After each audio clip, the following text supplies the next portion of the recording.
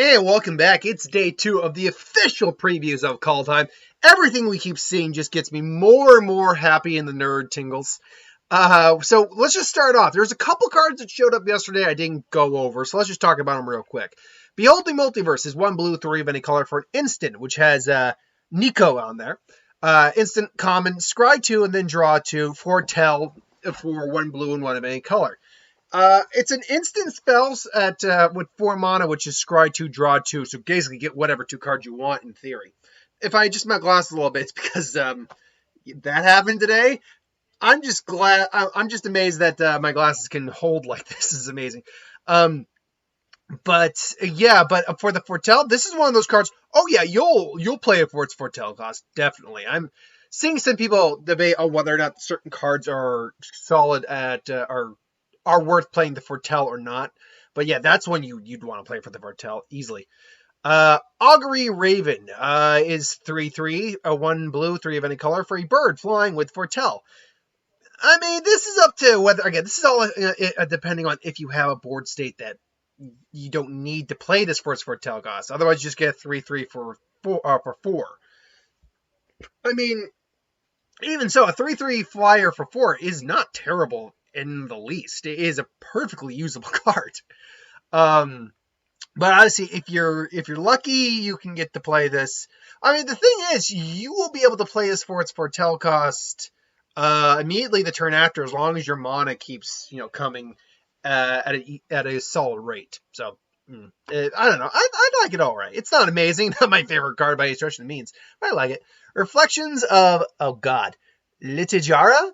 1 blue, 4 of any color for a rare enchantment. You choose a creature type when it comes out. Whenever you cast a spell of the chosen type, copy that spell. This is interesting. This is essentially saying, okay, you're going to get a token that is and that copy comes a token. So yeah, you basically get to make tokens of whatever creature you want. And I've heard some people say, it's like, I don't like it because it doesn't do anything when it comes out. It's like, that's not the point of this card, though. The point of this card isn't to do something the turn it comes out. The point of the card is to basically make the rest of your game like gravy, basically.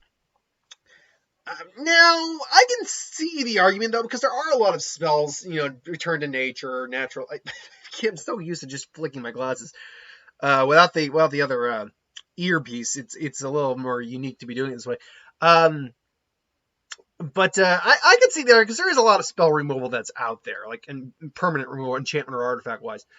I like this. I mean, I have decks that are specifically one creature type that go. A zombie deck, for instance. I have a black-blue zombie deck.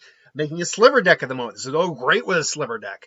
Actually, this would go really good with a sliver deck. Plus all the changelings. Yeah, down. Yeah, I mean, overall, I like it. I do like this card a lot. I can see people's complaints, but I'm not in the camp of complaining about it. I'm in the camp of, I like this. Gold Span Dragon is 2 red, 3 of any color for a mythic rare dragon, 4/4 flying and haste.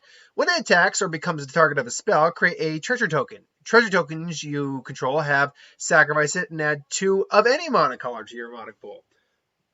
Of any 1 mana. So basically, it's a dragon that ups the ability of treasure tokens. Which is all well and good if you have something to spend those treasure tokens on. Otherwise, you just have a flying haste. But to be fair, as long as you are targeting it, or someone's targeting it, or as long as you're attacking with it, you'll always have treasure. So, I like it. It's not my favorite card by any stretch of the means, but it's not a terrible card either. I don't know. I'm a little in the it's okay route. I can't remember the name of this one, but basically it's equip a basic land. It becomes a snow permanent and it taps for snow mana, basically. That's all it does. And for something that does that, yeah, I'll just play snow mana, quite frankly. And there's no real point. I'll just play snow mana. Giant's Amulet is 1 blue for an artifact equipment. Uncommon. When it enters the battlefield, you may pay 3 of any color and 1 blue. If you do, create a 4/4 blue giant wizard creature token and then attach this card to it. Equipped creature gets +0/+1 and this creature has hexproof as long as it's untapped. Now, when I first read it, I'm like, okay, well, if you want to play it as a 4-drop, you'll get a 4/5 giant with hexproof so long as it's untapped. That's fine, but then I realized, just like a lot of other people pointed out, I'm like, oh no, I could pay this for 4, equip it to, well, no, actually, you can't do it that way. I've heard some people say, oh, you can equip it and get 2 giants for the price. I'm like, no, actually, you can't.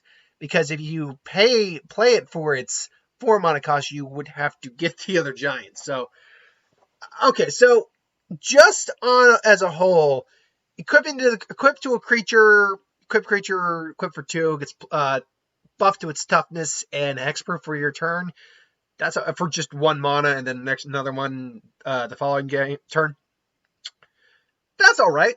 I can't say it's amazing. You play it for the giant. That's better. You get a 4/4 then, especially if you like say don't have any creatures, but you got this in your hand. It's top decking. It's actually not a bad. It's like actually a card that actually values from being top decked. So, it's not that, but it's not bad. It's just not anything I'm overly wowed about. Calamity Bearer got its official release today, and it looks a lot better. Honestly, it looks better in the actual card than over the leak. Bredengard Stronghold. Land. Uncommon. Comes out tapped. Taps for 1 green mana. Or you can pay 1 green, 2 white, and tap this card. Sacrifice this card and put a +1 counter up to 2 creatures you control. They gain vigilance and lifelink till the end of turn. Activates this ability only if you could activate a sorcery. I mean, as long as you have creatures, that's always the thing. As long as you have creatures, it's a good card. I mean, it taps for green mana. That's great. You do have to be in green-white. That's the one catch. Although we have cards coming up that are going to basically counter that argument. So what do I know? But as it stands, yeah, I like this lane. It's a good lane. I could probably find a home for this. We have 2 different sagas. Forging the Tyrite Sword, or Tyrite Sword. 1 white, 1 red, and 1 of any color saga. Its first two effects are the same. Create a treasure token. Not all that great. Its last one is search your library for a card named Halvar, God of Battle, or an equipment card. Reveal it and put it into your hand, and then shuffle your library. So I'm guessing this is when he made his sword. I'm guessing. But if I remember how Halvar looked, can I get Halvar? Is Halvar still capable of being seen on this page, or is he past this point already? And why? I hate when the damn thing. No, we're past this. Halvar, I don't know if that's actually his blade or a little too far now. Don't know if that's actually his blade or supposed to be like the sword for like the Bifrost. I'm not certain. I mean, it does look like it, but also doesn't look like it. So I'm a little. Either way, it's not that great. It's okay. Yeah. If you don't have much equipment or Halvard, then this card really isn't that good. In fact, this card's really only good in the sense that it can search out your god. But again, I can't say it's terrible, but not that great. Raven form is 1 blue, 2 of any color for sorcery. Common. Exile target artifact or creature. Its controller creates a 1/1 blue bird creature token with flying. You can foretell it for just 1 blue. It's removal in blue, but they're getting a bird. They're getting evasion. If you have evasion, then this is a good removal spell. If you don't, then yeah, no. I'm not a big fan of this myself. Unless for some reason I have like a 0 something on the field and I need to attack for 1 and turn one of my creatures into a bird. Nah, not my taste. The Trickster God's Heist is 1 black, 1 blue, 2 of any color for a saga. Now, first one, when it basically enters as this saga enters the battlefield, you may exchange control of 2 target creatures. Okay, that's kind of cool. Make sure you've got a good creature to take, but sure. And then you may exchange control of 2 target non-basic non-creature permanents that share a card type. That is very interesting because it's saying non-basic, which means basic lands you can't take, but non-basic lands are up for grabs, which I think is very interesting. That's actually really interesting. It's the first time in a while they said you can take land. And then finally, target player loses 3 life and you gain 3 life. The last one's just kind of like, all right, I can do some damage, basically, gain a little life. It's not that great. But it's an interesting card, to say the least. Very unique. I think I've talked about this one, but Glimpse the Cosmos is, I think I've talked about this one, but Glimpse the Cosmos is 1 blue, 1 of any color For sorcery uncommon, look at the top 3 cards of your library, put one of them into your hand, and the rest on the bottom of any random order. As long as you control a giant, you may cast Glint of the Cosmos from your graveyard by paying 1 blue rather than its mana cost. If you play this card from this way from the graveyard, you may exile it. Yeah, again, if you're with blue giants, then have fun with it, but not my taste, really. I mean, it's fine for a little search card, but it is what it is. Path to the World Tree is 1 green, 1 of any color for a uncommon enchantment. Enters the battlefield, search your library for a basic land card, reveal it, and put it into your hand, then shuffle your library. Basic. Pay 2, and then 1 of each color, so 7. Sacrifice Path to the World Tree. You gain 2 life, draw 2 cards. Target player loses 2 life. You do 2 damage to 1 target creature, and you create a 2/2 green bear creature token. This does a lot. This reminds me of, I think it's like Last Stand, which basically had effects based on how many of each land you had at the time. Reminds me a little bit of that, although, if I remember correctly, Last Stand is somewhat easier to cast because it does not require as much mana. I think it's just 1 of each, if I'm not mistaken. And it does do more, but you do get the search ability with the enchantment right out the gate, which is actually not pretty solid. Searching out a land so you could activate this layer down the road, and you can play multiples of these. So, I mean, is it a great long-term strategy? No. Is it a fun thing to do? Oh, sure. Absolutely. I don't know. I think I could find a place for this in the deck. I think I could, which is weird to say. We finally have our last Planeswalker. They did not waste any time bringing out these Planeswalkers. Tyvar Kell is 2 green, 2 of any color for a mythic rare Planeswalker, 3 loyalty. Elves you control have tap and add 1 black mana, which is interesting. You can +1, put a +1 counter on up to 1 target elf creature, untap it against Death Touch until the end of turn, which is essentially his transmutation ability. You can play 0, create a 1/1 green elf warrior creature token, or you can -6 for his final, which really isn't that hard to get to. You get an emblem with whenever you cast an elf spell, it gains haste until the end of turn, and you draw 2 cards. So you get to the ultimate, and yeah, if you get to the ultimate of this, you're probably winning already. It's elves. It's been a while since we had a true tribal planeswalker, one that cares about a specific type of creature. Tyvar Kell is clearly Nissa, the original Nissa 2.0, where Nissa was very much the same way until they turned her more into an elementalist. And I can say I like this guy. I mean, I have an elf deck, and this guy would find a home in an elf deck I have, certainly. I can definitely say I'm very much for this guy. I will say, though, if this is what I like the art we had when we first saw him more than I like this, where we actually just see him like squared up with his blade and stuff like that, instead of him just like, I yearn for adventure, and you just sing him a Moana, how far I'll go, yeah, no, I prefer the other art, but still, it's good. It's a good card, definitely.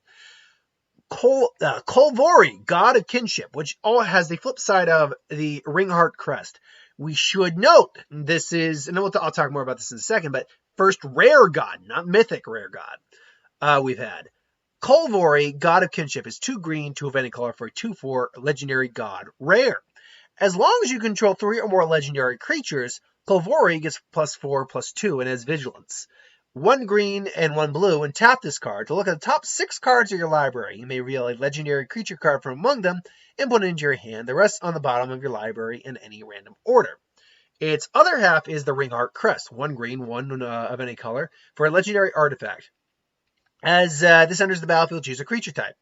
You can add 1 green. You can add 1 green. Tap, add 1 green. Spend this amount only to cast a creature spell of the chosen type or legendary spell.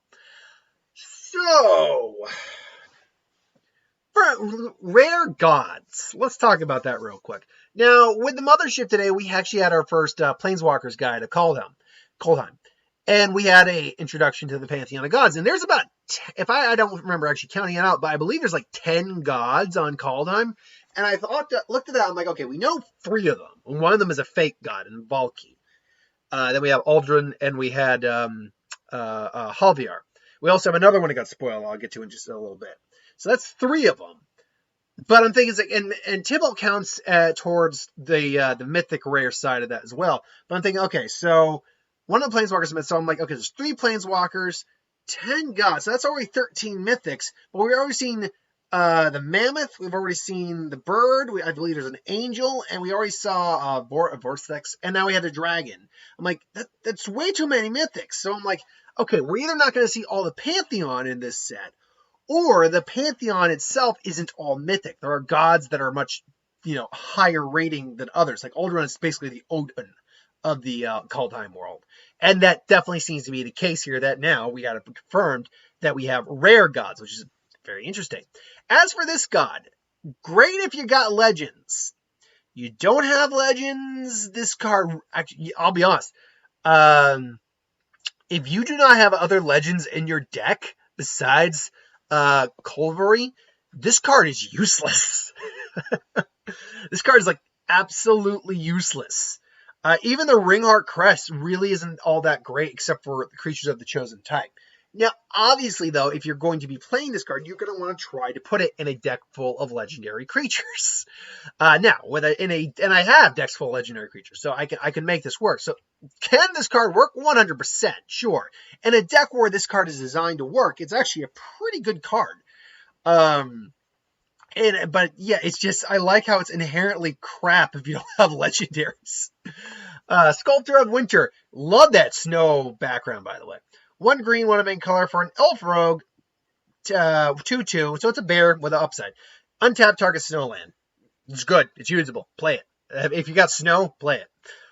Speaking of snow, Hailstorm Valkyrie is 1 black, 3 mana color for an uncommon angel wizard, 2/2. Flying trample, snow creature. Pay 2 snow, and this creature gets +2/+2 until the end of turn. My snow deck doesn't actually use black. It uses all the other colors but black. It's a 4-color deck, and only a little bit of the red. Yeah, I get another of these, I'm going to have to make another one in black, definitely, and I'll be happy to. I love playing with snow. Snow is fun. Cosmos Charger is 1 blue, 3 of any color for a rare horse spirit. Flash flying, foretelling cards from your hand costs 1 less to cast and can be done on any player's turn. So basically you give it, foretelling can be done at instant speed. And you can foretell this card, and obviously flip it for 3 instead of the 4. It's a 3/3 flying spirit horse. Now, this is, I believe, the 3rd creature we've now seen, because they also showed off the World Serpent today. The COSMO Serpent, if you will. In the Planeswalker guide, we learned there were 10, why did I say 4? 10 fruits, if you will, like the fruits of the tree, which became the Cosmo creatures. The COSMO Serpent is the first one, the oldest and the most powerful of them. Like the wolf is one, and I'm guessing this horse is one as well, this horse spirit. So we got about maybe another 7 that show up. My God, this set is already looking fan-freaking-tastic. I'm loving every minute of it. I wish COVID wasn't a thing, because I would love to play a pre-release with this stuff. But anyway, the horse is good if you got a lot of foretell going on. Maybe I'll make a foretell deck, because I'm planning to get at minimum a bundle and a box of this stuff. But yeah, Village Rites is 1 black, instant, common, additional cost, sacrifice a creature, or draw 2 cards. Reminds me of, I think it's like Altar of the Bones or something like that, or Altar, whatever. Usable, it's fine. If you got, honestly, because there's a lot of tokens in this set, it's actually pretty solid. You can easily, it doesn't say non-token creature, it just says creature. So get a token, get an elf token, sacrifice it, you're good to go. Koma's Faithful is 1 black, 2 of any color for a 3/1 elf cleric with common lifelink. When it dies, each player mills 3 cards. For me, I don't see anything wrong with that. You're gaining life. You'll mill a little bit off your opponent's library, especially if there's someone who doesn't need who can't function without it. Yeah, and if you're someone who needs stuff in their grave, great. So I like it. I can definitely work with it. Seize the Spoils is 1 red, 2 of any color for a sorcery, common.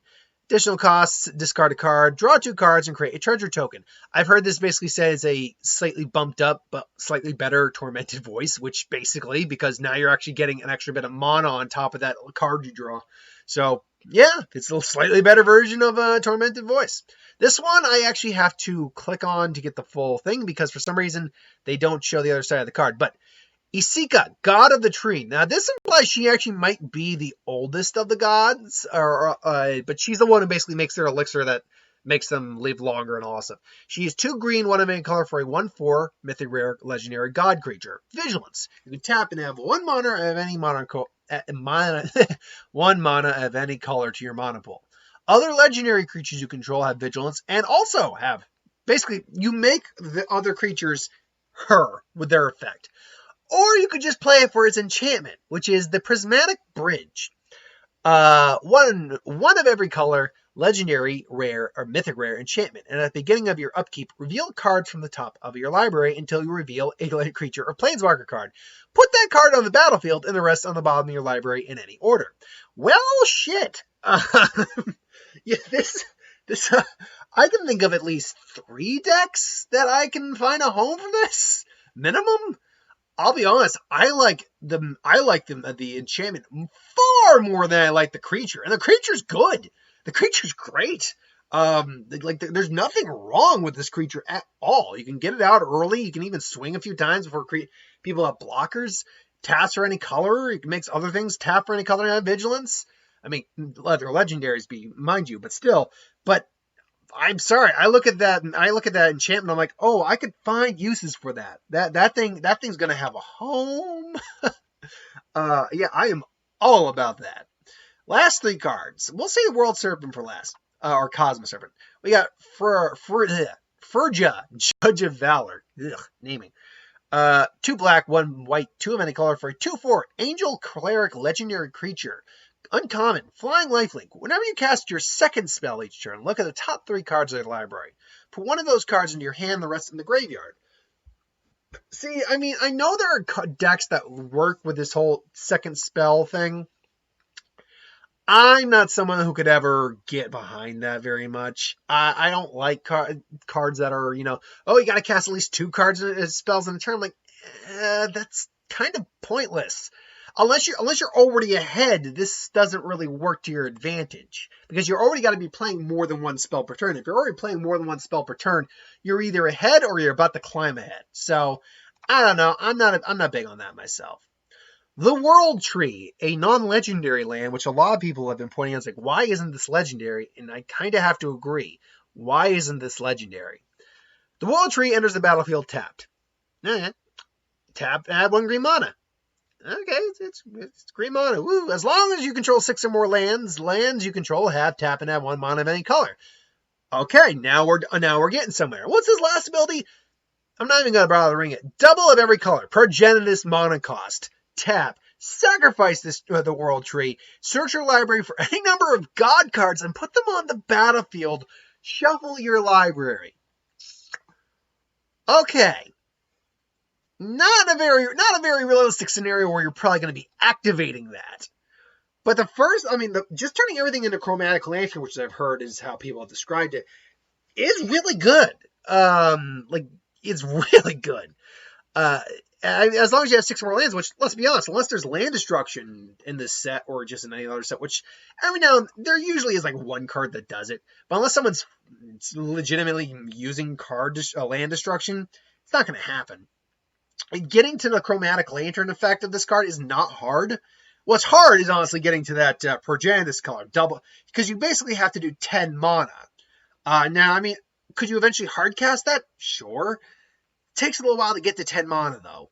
And then it's got to be 10 mana other than this, and that means you have to have 11 mana. Now, if you have cards like, say, Tibalar Kell, who allow elves to tap for black, that's at least getting you somewhere. If you've got, then in this case, treasures. Treasures will get you there. Actually, treasures is actually a very easy way to get to there. Now I say that out loud, I'm like, wow, I didn't even think about that. But as for could I use this? I happen to have a god deck. I have a Theros god deck with every Theros god, except for the green-blue one, because I just don't find the green-blue one very useful, surprisingly. And green-blue is my favorite color, which luckily I get a giant COSMO Serpent for that. But yeah, I could make it work. Is what I'm trying to get at. Ultimately, I could make it work. It's not for it's a slow build. If you can get to that final ability, you're singing. But that's only if you can. And realistically, I don't see that happening very often. But who knows? Who knows? And then finally, COSMO SERPENT.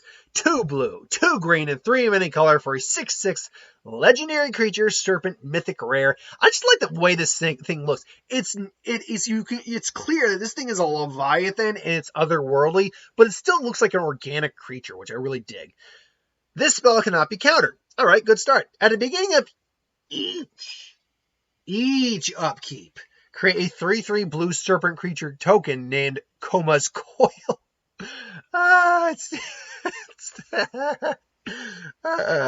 Sacrifice another serpent. Choose one of these abilities. Tap target permanent. Its activated abilities can't be activated this turn, or just this card is indestructible. This thing's nuts. I've heard basically it's a serpent dragon broodmother. That's exactly what it is. 100% is a serpent dragon broodmother, and that is awesome. I mean, I've got plenty of decks that I could slide this into. I just don't know which one would benefit from it the most. I mean, and I'm not just talking about green-blue decks here. I mean, I have a snake deck, but this is talking about serpents, not snakes, so that actually is a bit of a counterproductive thing to do. It could go. I'd probably like it more in the enchantment with like the favors of the overbeing.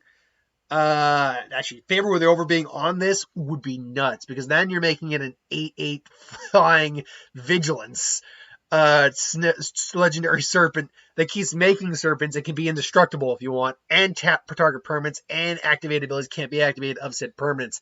And that includes land and planeswalkers. Like, shit. Now, the one thing I've heard that is a legit complaint, I'll give it that. It's a little pricey. It's a little beefy. 7 mana at two different colors. That's not easy. Certainly not easy. But at the same time, not impossible, especially if you're just a casual player like I am. You'll find a way to get there. Certainly. Ultimately, man, the COSMO Serpent, man, first of all, I'm surprised we saw it as early as we did. I was expecting to at least wait until maybe Monday or Tuesday, wait until the following week. So I'm surprised we got that as early as we did. How many mythics? That puts us at all the planeswalkers we got. So all 4 planeswalkers. One of the gods also qualifies as a planeswalker. We got 3 mythic rare planeswalkers so far. So that's gods so far. So that's 4 mythics right there. You got the World Serpent at 8. Vorsilex, I believe that's his name. Vorsilex at 9. You got the Mammoth at 10. The blue foretell card at 11. I believe there's if I'm not mistaken, you got the dragon at 12, and allegedly there's 3 more mythic foretell cards, which means that the rest of the gods would be rare in theory. But what do I know? I don't even know how many cards are actually in this set. There might be more than average in this set. It might be like 300. So who knows? Maybe I'm off. But until then, yeah, this just makes you feel, as Boomstick would say from Death Bell, makes you feel wonderful pants feelings. So thanks for watching. Hope you enjoyed. What are your thoughts on these cards? This is looking fan-freaking-tastic. I prefer, I believe it's not top down. I basically bottom up, or I think it's top down. Is it? Anyway, I prefer, because it's like every other of what they do. I prefer sets with flavor and lore and built around those, not sets that are built around the mechanics and what the world actually does. I think that's why Zendikar, even though that's a fan favorite world, isn't really one of my favorites. It doesn't really resonate with me, even though Ravnica is the exception rule. But worlds like Tarkir, which was pretty awesome in my opinion, in terms of like flavor and lore. Ikoria, which is I just loved Ikoria. Worlds like Ixalan and stuff like that. I love stuff like this. This is just awesome to me. But until then, thank you for watching. I'll see you next time. Hit that bell if you want notifications. I'll be back tomorrow with What If. Later.